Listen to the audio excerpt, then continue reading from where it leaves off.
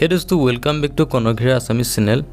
दोस्तों आज ये भिडिओत आपुनी जानिब पारिब रेलर टिकेट केनेকৈ आपुनी बुकिंग करिब माने आपुनार निजर मोबाइलते आपुनी निजे रेलर टिकेट बुकिंग करिब पारिब। रेलर टिकेट बुकिंग करिबर कारणे आपुनी एटा एप्स डाउनलोड करिब লাগিব जितु नाम नेকি IRCTC। এই এপসটো आपुनी प्ले स्टोर जाय इन्स्टल करि लक। এই এপসটো रेलवे डिपार्टमेंटर गवर्नमेंट एप्स হয়। सो आपुनी এই এপসটোৰ দ্বাৰা টিকেট বুকিং কৰি आपुनी रेल যাত্ৰা কৰিব পাৰে। सो एप्सটো ইনষ্টল হোৱাৰ পিছত आपुनी ওপেন কৰক। ওপেন কৰাৰ লগে লগে আপুনি এনেকুৱা কিছুমান কন্টেক্ট এলাউ কৰিবলৈ আহিব। আপুনি এলাউ কৰি দিয়ক। এলাউ কৰাৰ পিছত আকৌ এবাৰ এলাউ কৰিবলৈ আহিব ফটো মিডিয়া। এলাউ কৰাৰ পিছত ইয়াতে এলাৰ্ট বুলি এটা অপচন আহিব, এটো ওকে কৰি দিয়ক। सो दोस्तों এই এপসটো ওপেন হোৱাৰ পিছত আপুনি এই এপসটোত মোবাইল নম্বৰ দি ৰেজিষ্টাৰ কৰি ল'ব লাগিব। তাৰ পিছত আপুনি লগইন হ'ব পাৰিব বা সাইন ইন হ'ব পাৰিব। তো ইয়াতে আপুনি চাওক মোৰ অপচন আছে, মোৰ অপচনত সেটিংৰ অপচন আছে, মাই একাউন্ট আছে। আপুনি বৰ্তমান এতিয়া মাই একাউন্টত ক্লিক কৰি দিয়ক। ক্লিক কৰাৰ পিছতে আপোনাৰ এই পেজটো দেখিবলৈ পাব। এই পেজটোত চাওক ইউজাৰ নেম পাসওয়াৰ্ড আৰু ক্যাপচাৰ দি পেলাই লগইন কৰিব লাগে। তো আপোনাৰ ইউজাৰ নেম পাসওয়াৰ্ডটো নাই সাগে, তো আপুনি ৰেজিষ্টাৰ ইউজাৰত ক্লিক কৰি আপুনি ৰেজিষ্টাৰ কৰি লওক। ৰেজিষ্টাৰ ইউজাৰত ক্লিক কৰক। ক্লিক কৰাৰ পিছত আপোনাৰ এনে ধৰণে এটো পেজ ওলাই আহিব। এই পেজটোত আপুনি আপোনাৰ ডিটেইলছ ফিল আপ কৰিব লাগিব। আপোনাৰ mobile number, email ID, user name मतलब আপোনাৰ নাম, তাৰ পিছতে 8টা সংখ্যাৰে এটা পাসওয়াৰ্ড বনাওক। কনফাৰ্ম পাসওয়াৰ্ডটো সেম দি দিয়ক। First name, last name, date of birth আজিখিনি আপোনাৰ ফিল আপ কৰিবলগীয়া আছে গোটেইখিনি ফিল আপ কৰি নেক্সটত ক্লিক কৰি আপুনি ৰেজিষ্টাৰ কৰি লওক। সো ৰেজিষ্টাৰ হোৱাৰ পিছত আপুনি এই নেক্সট পেজটো পাব, মানে প্ৰথম যেটো পেজ পাছিলে সেই পেজটো। ইয়াতে ইউজাৰ নেম পাসওয়াৰ্ড ক্যাপচাৰ দি লগইন কৰিব লাগে। ইউজাৰ নেম আপুনি ৰেজিষ্টাৰ কৰোতে যেটো দিছিলে সেইটো দিব, পাসওয়াৰ্ডটো দিব আৰু ক্যাপচাৰ কোড দি লগইন কৰি লওক। সো আপুনি লগইন হোৱাৰ পাছত আপোনাক ইয়াতে পিন এন্টাৰ পিন দিবলৈ ক'ব। এন্টাৰ পিনত আপুনি 4টা সংখ্যা মাৰক আৰু কনফাৰ্ম পিনতো সেই 4টা সংখ্যা মাৰক। এটো হৈছে IRCTC সিক্ৰেট পিন। এই পিনটো আপুনি সদায় মনত ৰাখিব। সো যেতিয়া আপুনি এই এপসটো ওপেন কৰিব তেতিয়া আপুনি এই পিনটো দি লগইন হ'ব পাৰিব। তো এতিয়া সাবমিট আৰু ওকে কৰি দিয়ক।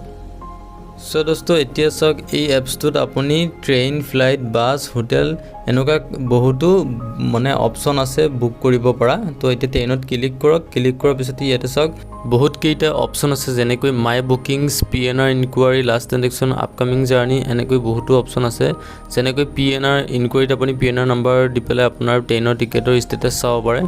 তো এতিয়া আপুনি টিকেট এটা বুকিং কৰিবৰ কাৰণে অনলাইন এপছৰ দ্বাৰা আপুনি বুক টিকেটত ক্লিক কৰক।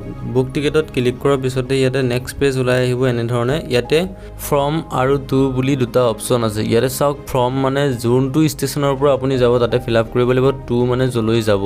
ইয়াতে ফ্ৰমত ক্লিক কৰক। ক্লিক কৰাৰ পিছত ইয়াতে মই লিখিছো সাৰ্চ কৰিছো বেংগালোৰ, মানে আপুনি যেটো ষ্টেচনৰ পৰা যাব, যেনেকৈ গুৱাহাটী, চাপামুখ যৰ পৰা যায় আপুনি ইয়াতে ফিল আপ কৰি দিয়ক। যেনেকৈ মই ইয়াতে বেংগালোৰ সাৰ্চ কৰিছো, তো বেংগালোৰ দিয়াৰ পিছত টুত ক্লিক কৰিছো। ক্লিক কৰাৰ পিছতে ইয়াতে মই মেংগালোৰ সাৰ্চ কৰিছো। তো মেংগালোৰ সাৰ্চ লিখাৰ পিছতে আপুনি চাওক ইয়াতে আহি গৈছে মেংগালোৰ চেন্ট্ৰেল আৰু মেংগালোৰ জংচন এনে ধৰণে আহি যায়। ইয়াতে মই মেংগালোৰ চেন্ট্ৰেল ক্লিক কৰিছো।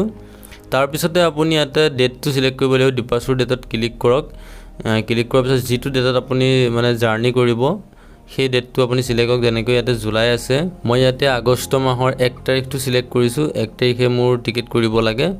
তো 1 তাৰিখে মই চাও ট্ৰেইন। এতিয়া সাৰ্চ ট্ৰেইনত ক্লিক কৰক। ক্লিক কৰাৰ পিছতে আপোনাৰ ইয়াতে ট্ৰেইনৰ লিষ্ট আহিব। 1 তাৰিখে যিখিনি ট্ৰেইন আছে বেংগালোৰ টু মেংগালোৰ ইয়াতে দেখাব। তো ষ্টেচন আপুনি বেংগালোৰ টু মেংগালোৰ মই সাৰ্চ কৰিছো, আপুনি যি ষ্টেচন সাৰ্চ কৰিব পাৰে। ইয়াতে চাওক ট্ৰেইন কেবেখনো আছে। ইয়াতে কানো এক্সপ্ৰেছ বুলি এখন আছে 16511। এখন হৈছে 21:35 মানে ৰাতি 9:35ত এৰিব আৰু 7:10ত মেংগালোৰ পাব ৰাতিপুৱা। তো ইয়াতে ৰিফ্ৰেছত ক্লিক কৰিলে আপুনি টিকেটটো কনফাৰ্ম হ'ব নে নহয় চাব পাৰে। 2S ৰিফ্ৰেছত মই ক্লিক কৰিছো।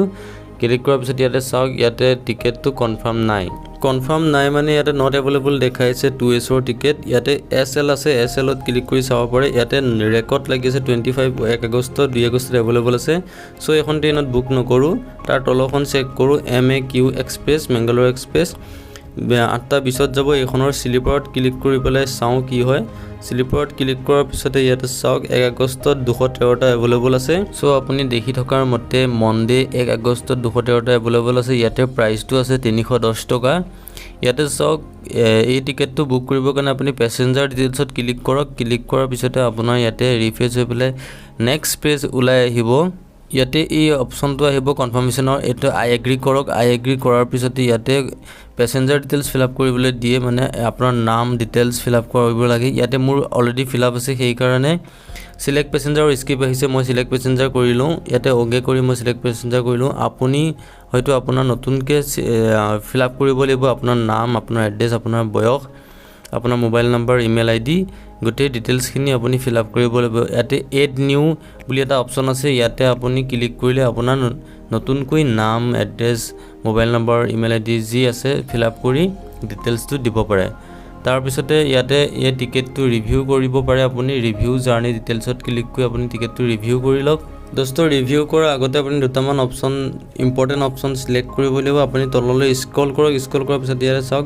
অৰ্ডাৰ প্ৰেফাৰেন্স বুলি অপচন আছে ইয়াতে দুটা অপচন আছে কনসিডাৰ আৰু মতলব book only confirm birth R allowed মানে আপুনি এটা কৰিব পাৰে নকৰিব পাৰে নো মেটাৰ তাৰ তলত আছে পেমেন্ট মেথডত আপুনি দুটা অপচন পাব পে থ্ৰু ভীম ইউপিআই আইডি এটো কি সিলেক্ট কৰিব পাৰে pay through credit card details banking wallet orders এই দুটাৰ ভিতৰত এটা সিলেক্ট কৰিব লাগিব আৰু তলত ট্ৰেভেল ইনস্যুৰেন্স আছে এটো হৈছে অপচনেল আপুনি যদি ইনস্যুৰেন্স ল'ব বিচাৰে ইয়েস কৰিব আৰু যদি ল'ব নিবিচাৰে নো কৰিব তাৰ পিছতে আপুনি ইয়াত ৰিভিউ জাৰ্নি ডিটেইলছত ক্লিক কৰক সো দোস্তো ৰিভিউ জাৰ্নি ডিটেইলছত ক্লিক কৰাৰ পিছতে এই পেজটো ওলাই আহিব আপোনাৰ ইয়াতে চাওক Bengaluru to Mangaluru ticket time table সব দিয়া আছে পেছেঞ্জাৰ ডিটেইলছ আছে আপুনি এটো ৰিভিউ কৰক শুদ্ধ আছে নে ভুল আছে তাৰ তলতে আপুনি হেৰি এমাউন্টটো দেখা পাব ইয়াতে ক্লিক অন লোগো ইয়াতে ক্যাপচাৰ আছে ক্যাপচাৰটো ফিল আপ কৰিব লাগে HF9C যেনেকৈ আছে এটা টাইপ হিয়াৰ ইয়াতে ক্লিক কৰি আপুনি এই ক্যাপচাৰটো বহাই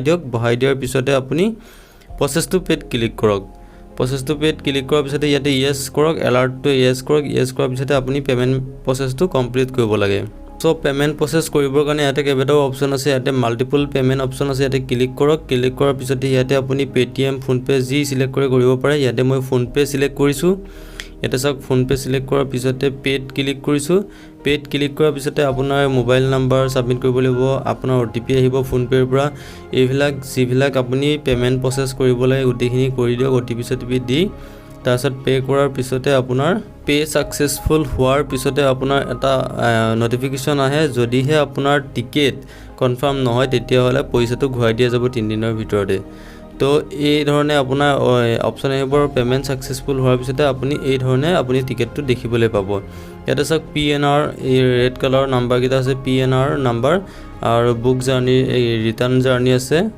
আৰু টিকেট ডিটেইলছ চাওক ইয়াতে S8 মানে আপোনাৰ 8 নম্বৰ ডবা sleeper 70 number seat number upper মানে ওপৰৰ ফালে আছে সিটটো ইয়াতে টিকেটৰ ফুল ডিটেইলছ আছে আৰু টিকেটটো যদি আপুনি ডাউনলোড কৰিব বিচাৰে তেতিয়া হলে ওপৰতে এই অপচনটো আছে এই অপচনটোত ক্লিক কৰি আপুনি টিকেটটো ডাউনলোড কৰি ল'ব পাৰে মোবাইলত সো দোস্তো এই ধৰণে আপুনি মোবাইলৰ দি টিকেট বুকিং কৰি ল'ব পাৰে আপোনাৰ নিজা টিকেটটো সো দোস্তো যদি আপোনাৰ ভিডিওটো ভাল লাগিছে চাই তেতিয়া লাইক কৰক ফ্ৰেণ্ডৰ লগত শেয়াৰ কৰক আৰু যদিহে আপুনি আমাৰ চেনেলত প্ৰথমবাৰ আহিছে তেতিয়া হলে চেনেলটো সাবস্ক্ৰাইব কৰি লওক এনেকুৱা ইনফৰমেশন ভিডিও পিছলৈ পাই থাকিবলৈ থ্যাংক ইউ